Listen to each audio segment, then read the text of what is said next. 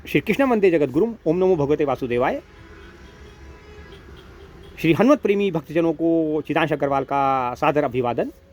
चंद्रकांता आध्यात्मिक YouTube channel पर आपका हार्दिक अभिनंदन, स्वागत।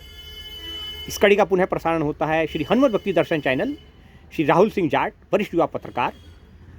आप इन दोनों चैनलों को यथाशीघ्र सब्सक्राइब करें अगर आपने अब तक नहीं किए हैं। आज हम इस पर श्री हनुमान जी के चरणों में निवेदन करेंगे, प्रार्थना करेंगे, आराधना करेंगे। संत शिरोमणि संत तुलसीदास जी के श्री हनुमानाष्टक के दूसरे दोहे की, हनुमानाष्टक जो 8 पंक्तियों में एक दोहे की रचना की जाती है, बड़ी सुंदर अद्भुत रचना हनुमान जी के श्री चरणों में आज हम करेंगे। बाली की त्रास कपीस बसें गिरी, जात महाप्रभु पंथ नियारो, चौकी महामुनि शाप दियो, तब चाहिए कौन विचार विचारो। कैद द्विज रूप लिवाए महाप्रभु, सो तुम दास के शोक निवारो, को नहीं जानत है जग में कभी, संकट मोचन नाम तिहारो। आइए एक एक शब्द की व्याख्या करेंगे, वेदांत सम्मत व्याख्या समझने का प्रयास करेंगे। आगामी पीढ़ी, जो हमारी युवा पीढ़ी हो रही है और जो बालक हैं, उनको बहुत समझना चाहिए। श्री हनुमान जी से बहुत कुछ सीखने को मिलता है, बहुत कुछ समझना चाहिए श्री हनुमान जी के विषय में। बाली की त्रास कपीस बसें गिरी। बाली ने अपने छोटे भाई सुग्रीव बाली का छोटा भाई, बाली के डर से इतना त्रास दिया कि बाली के डर से, बाली की त्रास कपीस बसें, सुग्रीव ऋषिमुख पर्वत पर चले गए, वहाँ पर जाकर बस गए। वो कथा आपने श्री रामचरितमानस में अनेक संतों के माध्यम से सुन रखी है और उसका संक्षिप्त वर्णन ये है कि एक महाबलशाली राक्षस ने बाली को जब युद्ध के लिए ललकारा और वो गुफा में भागकर चला गया बाली के डर से, और 1 महीने पश्चात जब रक्त की धार बह निकली तो सुग्रीव ने सोचा कि राक्षस ने बाली का वध कर दिया है। उन्होंने गुफा का मुंह एक बहुत बड़े पत्थर से बंद कर दिया। बाली में चूँकि बाली तो बाली है, बलशाली है, अति बलशाली, उसने उस पत्थर को गिराकर जब वो वापस आया तो उसने न केवल सुग्रीव से उसका राज्य छीन लिया, अपितु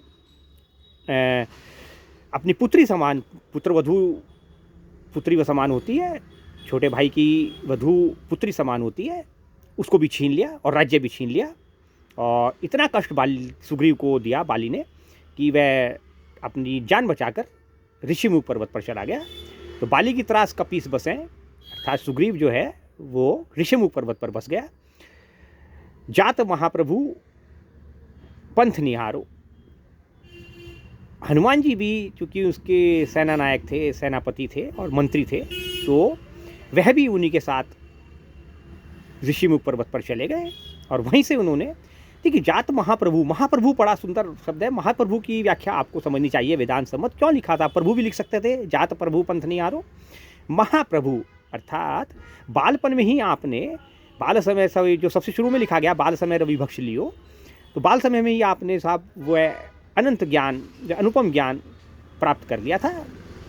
तो इसलिए ऐसा लिखा गया कि जात महाप्रभु पंथ निहारो। आपको मालूम है, आप श्री राम, परात्पर परब्रह्म श्री राम की राह देख रहे हैं और चौकी महामुनि शाप दियो। बालपन में आपको चौकी महामुनि ने जो शाप दिया था वह आज आपके लिए वरदान सिद्ध हो रहा है। चाहिए कौन विचार विचारो। ऐसा कोई विचार आपके मन में तब आया ही नहीं था कि यह शाप मेरे लिए वरदान बन जाएगा। कैद द्विज रूप लिवाए महाप्रभु। और जब प्रभु साहब परात्पर परब्रह्म श्री राम अपने 2 रूपों में, श्री राम और लक्ष्मण के रूप में देवी सीता को ढूंढते हुए जब ऋषिमुख पर्वत के निकट पहुँचे, तो आपने जो है ब्राह्मण का वेश रूप धारण करके उनका परिचय पूछा और जब आपने उनको पहचान लिया, उनकी चरण पकड़ ली, उसको मस्तक पर लगाया और दोनों को अपने कंधों पर बिठाकर आप सुग्रीव के पास ऋषिमुख पर्वत पर ले आए। ठीक उसी प्रकार हे प्रभु, महाप्रभु, हे बजरंग बली, सो तुम दास के शोक निवारो। जिस प्रकार आपने सुग्रीव के कष्टों का निवारण किया, उसके शोक का निराकरण किया, आप हमारे अपना दास समझकर, रघुवीर का दास समझकर, क्योंकि सब जानते हैं कि हनुमान जी जो है वो श्री राम के जो है काज के लिए बने हैं। तो श्री राम के दास समझकर आप हमारे कष्ट का, हमारे शोक का निवारण करें, क्योंकि इस संसार में कौन नहीं जानता इस जग में कभी, हे महावीर बजरंग बली, कौन नहीं जानता इस संसार में आपको कि प्रभु श्री राम ने आपको संकट मोचन नाम दिया है। तो ठीक उसी प्रकार, चूँकि संकट मोचन एकमात्र नाम आपको परात्पर परब्रह्म दशरथ नंदन श्री राम का दिया हुआ है। आपके अतिरिक्त हमें कष्टों से मुक्ति दिलाने में जो है इतनी शीघ्र पवन पुत्र की भांति, क्योंकि आप पवन के पुत्र हैं, पवन की भांति हमारे कष्टों को निवारण करने में आपके अतिरिक्त और कोई सक्षम नहीं है। अतः हे महावीर बजरंग बली, हे संकट मोचन, जो आपको नाम श्री रघुवीर ने दिया है, आप हमारे कष्टों का हमें श्री राम का दास समझकर निवारण करें। ऐसा इसका वेदांत सम्मत भावार्थ है।